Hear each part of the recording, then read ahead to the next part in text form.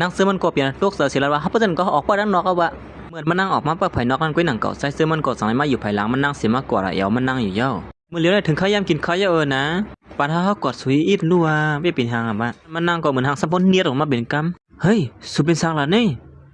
เหมือนวันดูเขามาตรงที่เนื้อปุ่มอะไรนี่สมมติจะเต้ฮะเขาตรงเต้นะมันนั่งกอดสังละตีลูกมันนั่นว่าไม่เป็นเมนะซุ่มสู่กูก็จะได้เปลี่ยนล้วนเลียนะล้วนลีปอเลยตั้งเมรู้อำลาดอีสังฮะเจ้ามันก็สังว่าเขาสัมติลาดอีสังก็มอลาดก็มอยาเขาลาดว่าป้อลูกเขาตรงในเขาได้ไล่ลาดต่อเขาในว่าเขาได้ยินเสียงเขาในว่านั้นมันใจก็สังว่าอ๋อป้อจันนั้นก็เขาตีลาดว่านี่ลูกเอ้ยเขาเป็นป้อสัวนี่ป้อสัวเฮ็ดให้เมียสุเลยหยาบเซาในแล้วป้อสัวออกมาได้ยักควันน่ะไอ้สังสุสัมมาจึงนั้นล่ะนั่นอย่าไปเฮ็ดให้ลูกเขาเลยตกเสือเลยนะเฮ้ยเหมือนว่าเขาอำตรงเยอะนี่มือเหลียวนี่มันหลบเป็นนายกึ่งป้อเป็นลูกป้อเต้มันใจก็สังไรห้องนั่งซึมมันกว่ากินข้าวเฮากว่ากินข้าวกันละเลยเฮ็ดให้ล้วนที่นึกต้องสู้มีแฮงนะมันใจก็สังไรขอบนั่งซึมมันออกไปยาวเฮ้ยสุยสังลันได้อย่าไปเตียนเจ้านั่นแหละกำที่เฮ็ดให้ห้อยเจ็บขึ้นมาแทงนี่เฮ็ดนั่นเสเขาตั้ง2ก่อสังไรมานางสิตาบเขาเฮ็ดนั่นยาวมันได้มีข้าวพักน้ำแก่ล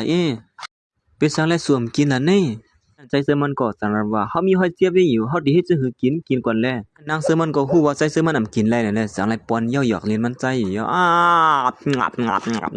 บนางก็สังไรกินควายใจเสือมันเรียนอยู่เฮ็ดนั้นปอนปลาเฮาอินดูหมอเฮาก็ค่อยกินก็ย่านางเสือมันก็สังไรตักเหยียดมันชบมันใจได้ซ้ำป้อมคือจังอื่นเฮ็ดนั่นเองมื้อเตนเตว่ามันแซ่มกินว่ากำได้กินซ้ำบ่ค่อยสิจวดเชิงยง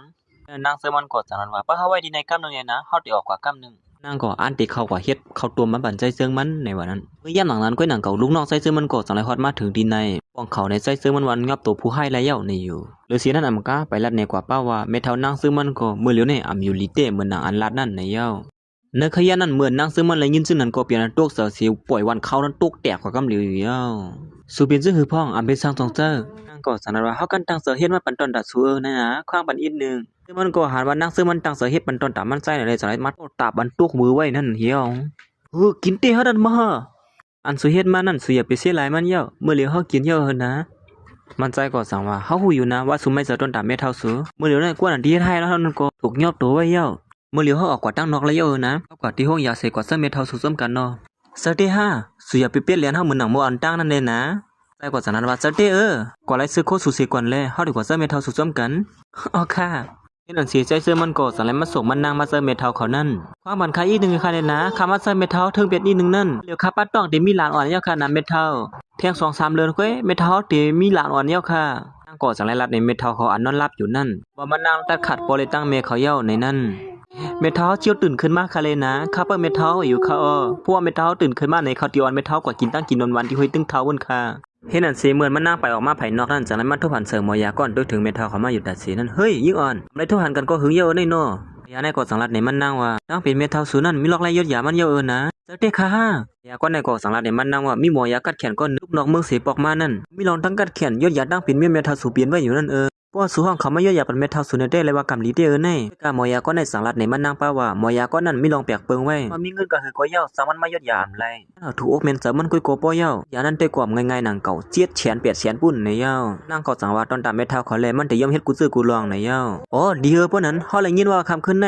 นเขาได้กว่าตีนึงในวันนะบางป้อยตีนึงนั้นผู้เป็นไรในก็สู่กว่าหาห้องเขาด้วยแลกว่าทุบเขาด้วยแลอ๋อข้าปองเสียค่ะยินซ้มค่ะนะนั่นสิสังไรตัดมาตีใจซึ่งเลยลูกน้องมันนั่นบ่ได้ห้อมเขาก็ดังเด้อค่ะล่ะใจก็สังลันว่านั่งซึ่งเลยเมทัลความเลยทบกันหึงเย้าที่มีรองอุบกุมกันน้ำมันใจเขากว่าในที่เป็นลงสู้อยู่ยืนนึงในเย้าสินั่นนำการลูกน้องมันใจต่างรถป้าเทียงว่ายินว่าแต่ก็บ่ได้เฮาอยู่นอกเมืองสิปอกมาค่ะเพิ่นได้แต่มีปังป้อยในบ่ได้ห้อมกว่าทุบเขาค่ะมันใจก็สังลันว่าเฮาคันชุกซักซ้ำเขาลองแน่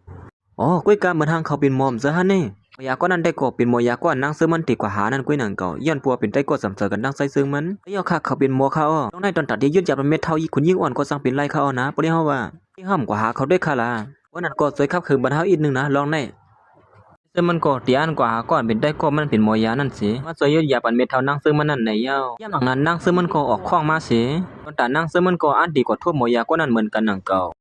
เม็ดเท่าสูเป็นซึ่งหือพองไหลแต้มไปลีขึ้นมาล่ะมันสักทำใส่ซื้อมันว่าสุยามลัดที่ห้อมจะเฮาที่เฮ็ดสังก็สุ่มห้ำเฮาไหนสุเคยเฮ็ดอีสังล่ะลัดเฮามาเลยนางก็สังลัดที่ใส่ซื้อมันว่ามันมีนาการนองอยากคำขึ้นในอยู่ก็มันนางลัดในว่ามันนางดีกว่าเนื้อคิดทีวีดีกว่าหามอยาลงก็นั่นก้อยลัดว่าอำเฮาก้นกว่าส้มส่งมันนางกว่าไรเย้าในอยู่แต่ ตัดใจเสื้อมันก็ย้อนปัวซ้ำเสริมมีน้ำมันนั่นแหละอ่ำส่งกว่าซ้อมเหมือนหนังลัดนั่นเฮ็ดนั่นเซเขาตั้งสองก่อสังไลไปปอกมือกว่า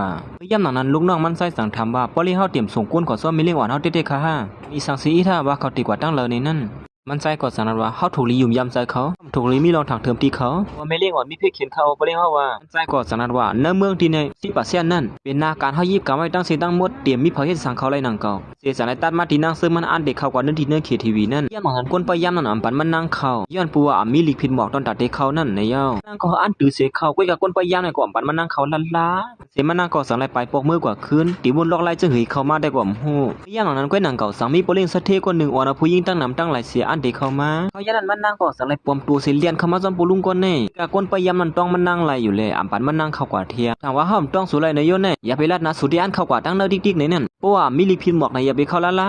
มันนั่งสังลัดว่ามันเป็นคนเหตุการณ์ตีเนยในเย้าติเขาเหตุการณ์ตั้งเนื้อบนเขากาคนปล่อยยามนั้นยุ่มผู้หญิงซึ่งหนังสู้เขาทุกผ่านบ้านนำในเย้าข้ากว่าหาผู้ชายคนนั้นมักมีน้ำเสือหือนั้นโปเล่งสะเทกว่านั้นก็สุกเสียถ่อมเขาอุกันอยู่นั่นลุงก็นั้นก็หาว่านั่งซึ่งมันห่างลีในเลยสังลายซอยลัดบันทีคนปล่อยยามนั้นว่าลัดตัวเขาลีเลยส่วนเป็นสร้างสองเซอร์มาเลยเขาตีข้องสุขเขาตั้งเนื้อก็เลยอยู่นะคนในอันเดมาตื่นตัวมันนั่งก็แขนในแขนตัวไว้หนังเก่าพอมาถึงที่ในเย้าตึกมาหาเรียนตัวอยู่เขากันเจอลิเสียอันดีห้องสู่เขากว่าเพราะสุ่มหันกาขานมันก็เข้ากว่าห้างก้อยสู่เหี้ยวละมันนางก็สังลัดว่ามันเด็กเขาซ้อมผู้ชายกว่าในเย้าลุงก็ในสังลัดว่าเพราะสู่ย่อมนอนซ้อมเฮาคำขึ้นได้เฮาตีวันสู่เขากว่านะซุ่มเขาจะในสังวันกันนั้นว่าเน็ตพร้อมใส่กำเหลียวแลสองสู้เขาเป็นเขาเป็นคนนั้นมีชื่อเสียงกว่าเงินนี่มีคนนั้นเขานอนซ้อมเขาบ่เป็นภูมิเป็นเกย์ในสมหูฮะนี่มันนางก็ย้อนปัวเขากระทบหมอยาแลแล้วเขากอดนั่งแล้วสิสงก้อยว่ากันเนาะป้อไหนลุงก็ในก็สังลัดลักเจิ้นไหนไล่ว่าพร้อมใส่เย้านะเพราะฉะนั้นก็เขามาซ้อมเฮาแลเฮ้ยอย่าไปเจอไหนเขาก็กล้วยเขาก็อะไรอยู่นะอันตั้งเลยเขาเลยเจอน่ะผู้หญิงซึ่งไหนนี่นั่นเสียสังไรตัดมาขึ้นดีใจซึ่งมันอันมามีอยู่ที่ตั้งเนินนั่นเย้านั้นจะมีผู้หญิงคนหนึ่งอันเดมาหลอกกอกใส่ซึ่งมันไหนเลยซึ่งมันก็เขาเจอเสียแล้วว่ากว่าไกลๆก็รู้ว่าขันหันหน้าผู้หญิงเจ้าเนี่ยเห็นในวันนั้นผู้หญิงก็ในซ่องไว้เบียดเจอแต่ก็มันก็หนึ่งลัดขึ้นมาว่าโอ้สุมาฮอดถึงตีในเย้าตั้งแต่ตอบเทียงขึ้นผู้หญิงเขาเจ้านั่นแหละเหมือนเขาสีสองหันเขาในผู้หญิงสมบูรณ์เต็มกว่าเสียงนี่ผู้ชายก็หนึ่งลัดขึ้นมาว่าสวมไปหุ้ยมีหางลีนะเย้านั่นจะว่าขำเลยเจอผู้หญิงซึ่งไหนเขาหักเมฆเฮลปีเจอสู้ใครฮู้ก็ไอ้ผู้ชายคนไหนก็สังว่าเขาเป็นคนซื่อหือล่ะถึงที่สู้หักเขาบ่เป็นดันนั้นห้องมันเนี่ยเฮาสิอีกนึงรู้ว่าห้องบันนั้นฮัดได้ก็ว่าอย่างนั้นมันใจก็สังนั้นว่าเขาเป็นคนหางดีเป็นคนหลีเขามาหลอดตีซึ่งไหนในยาวมันใจหัวนั่งซึ่งมันซับฮอดมาถึงที่ซึ่งไหนลงยาวสู้ที่ไหนเฮาด้วยถึงตั้งสิ่งตั้งหมดในสู้ใครกว่าดังเลยกวนแล้วเนี่ยไอ้ผู้ชายปีวางนั่งซึ่งนะอย่างนั้นก็สังยิบว่าขอบแขนนั่งซึ่งมันกำเหลืออยู่ยาวนั่งซึ่งมันห้องเสียงแลในซึ่งมันจังเลยยินเมียนเฮ้ยเหมือนเสียงเลยยินดีเลยเหรอเนี่ยสองมุสุมสุเลยยินเสียงอีสังที่เลยฮะสุอย่าไปวนว่าเตปายกว่าตั้งเลยนะแต่นั่งซึ่งมันก็เปลี่ยนวนกวางสิลัดว่าข้องน้ำบ่เป็นดันในมอยาลงอยู่ที่เลยกว่าหูนี่มาบ่สวมเตปายกว่าตั้งเลยในก็มาจอมเฮาเลยนะดีกว่าเขาข้องน้ำฝนเฮาที่ปอกมากขึ้นกล้วยกับผู้ชายกว่าในอ่ำปันมันนางกว่าล้านละถามว่าเฮาหูในเยอะว่าสุดที่ลักไปในนั่นย่านนั้นผู้ชายกว่าในก็สังเลยติ๊กเตียงตีหนึ่งมันนางก็สังเลยห้องเสียนยันดังจอยแถมอยู่เยอะใจเสื้อมันก็สังเลยยินเสียงมันเสียเป็นตกเสือไว้อยู่สังสุเป็ดตกเสือไงล่ะได้ก็ว่าหมูซุ่มสูมยินเสียงกวนห้องย้อนดังซอยแถมอยู่นั่นซัมโปติมกว่าเสียงเขาถามว่าเป็นอีสางลงลางไหนนะที่ไหนก็มีกวนเย็นเย่าหยอกกันเจ้าไหนคือไหนเย่าว่ากูคำกูขึ้นโม่เจ้าไหนตัดเสียเย่าว่าสุอย่าไปไม่เสือต้องเจ้านั้นเสียมันใจก็วนว่ามีลองสั่งให้เสียนางลงกว่าขึ้นสุรว่าคำขึ้นในมีลองอุกุมกันดังหมอยาลงในล่ะหมอยาลงในก็จังนั้นว่าห้องทุบสู่เป็นไรปวกสู่มาโทษเฮาเสียปวกในสุเลยหูเขาว่าเฮามาสุยอมมาโทษเฮาตีลองซึ่งไหนลงในมีลองตั้งสั่งเตี้ยได้ก็ว่าผู้ชายคนไหนจังนั้นว่าสร้างตีเป็นเเป็นเม็ดเท่ามีนางมันนั่นนะอ๋อเจอห้าเลยว่าเป็นกรรมคุดสู่เฮาเนี่ยที่เลยยุดยาเป็นเม็ดเท่ามีนางเขาซึ่งนั้น